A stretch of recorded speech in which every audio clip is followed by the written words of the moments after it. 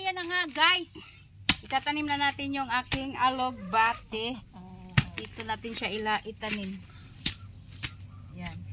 Sana babuhay siya. Para meron tayong gulay. Diba? Diba guys?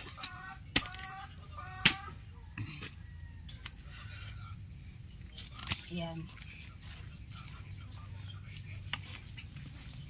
Yan, dito natin siya itanim, ganyan-ganyan lang.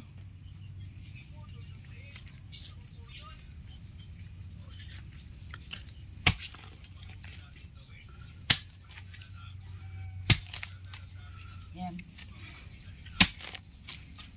Yan, diba, diba? Para masaya ang buhay.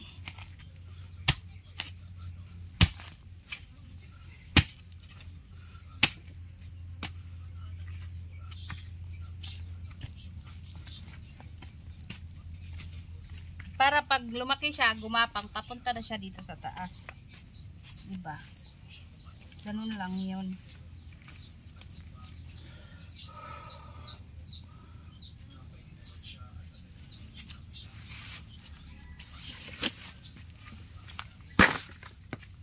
Oh, ha?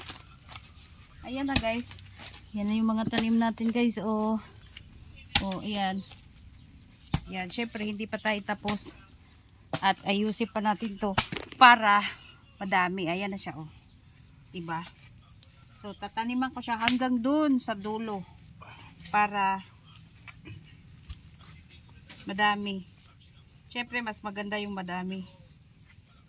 Para pag nag-harvest ka, madami din. So, ayan lang guys yung aking pinagkakaabalahan dito sa bukid.